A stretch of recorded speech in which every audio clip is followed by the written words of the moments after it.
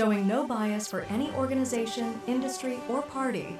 This is the NoBS World News. Good day, Americans. Time now for news. The Trump administration and Elon Musk have halted work at the U.S. Agency for International Development.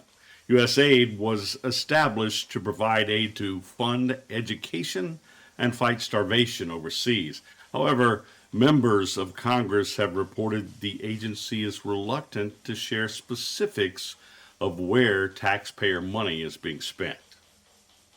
2 U.S. aid security chiefs were placed on leave last week after allegedly blocking investigators from accessing U.S. aid data. President Donald Trump agreed to pause tariffs on goods from Mexico and Canada for 30 days, after leaders from both countries pledged to help with border enforcement. The tariff threats originated over concerns related to fentanyl trafficking as well as illegal immigration. However, Canadian Prime Minister Justin Trudeau and Mexican President Claudia Sheinbaum also hope to work with President Trump to curtail illegal gun traffic into their countries from the United States. European stock markets fell sharply today after similar losses in Asian markets overnight. This was due to escalating fears of a global trade war with the United States. The EU has announced that it will respond in kind if the U.S. imposes tariffs over there. The National Transportation Safety Board is investigating last week's deadly collision between an American Airlines passenger jet and a U.S. Army Black Hawk helicopter. This happened over the Potomac River in Washington, D.C. 67 people died, including a team of elite figure skaters and their coaches. Today, salvage crews recovered the engine and a substantial portion of the jet from the river's bottom.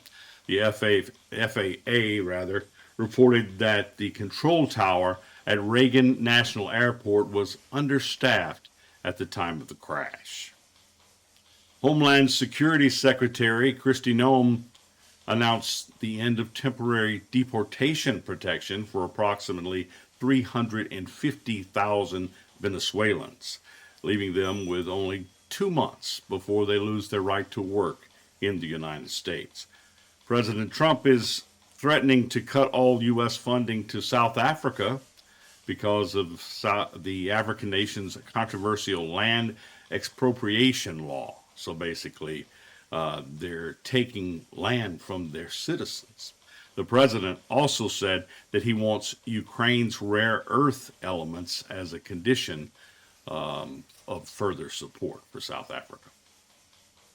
The World Health Organization, WHO, the chief there, has called on countries to push Washington to reconsider its decision to withdraw membership. The WHO chief's plea comes as a new Ebola outbreak has started in Uganda, reportedly killing a nurse and infecting 2 other people.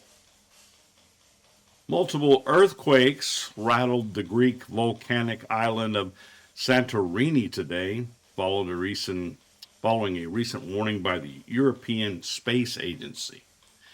They said that an asteroid has a slight chance of hitting the Earth in 2032, but today it is inciting a cluster of seismic and cosmological events. Super Bowl ads hit a record price of $8 million for a 30-second spot. This year's Super Bowl will be played in New Orleans, February 9th, between the Kansas City Chiefs and the Philadelphia Eagles once again. The NFL has revealed the extent of the Saints' damage control for the clergy sex abuse crisis. This is based on internal emails from there. The emails detail a strategy of denial, delay and misdirection, showing that Saints owners did not inform the NFL of these abuses and focused instead on controlling the narrative in their favor. The Florida Panthers will visit President Trump at the White House. The team recently won their first Stanley Cup championship, earning them the privilege of meeting the president. President Trump told reporters he is a longtime hockey fan and immensely proud of the Panthers' accomplishment. A man killed by a stray weight at a track and field meet in Colorado was remembered as a dedicated husband and a dad. The accident happened at a meet in Colorado this past weekend. The man, who was in his 40s, was hit by a stray weight while watching his children compete. His death has prompted calls for greater safety measures at such sporting events. He is survived by his wife, who he was married to for 15 years. Together, they have 3 young children.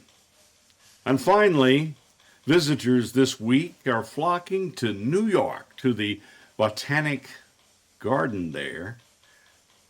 They're seeking a whiff of a flower that smells like a rotting corpse. The Sumatran Titan arum flower, known for its pungent aroma, began blooming last week and is expected to grow to smelly heights exceeding 10 feet. And that is today's NoBS World News. This is H.L. Arledge, and for February the 3rd, 2025, that's the way it is.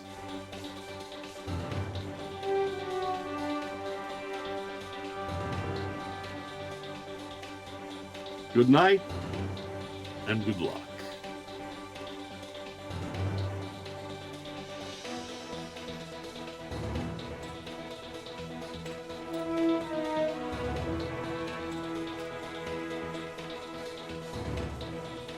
Okay.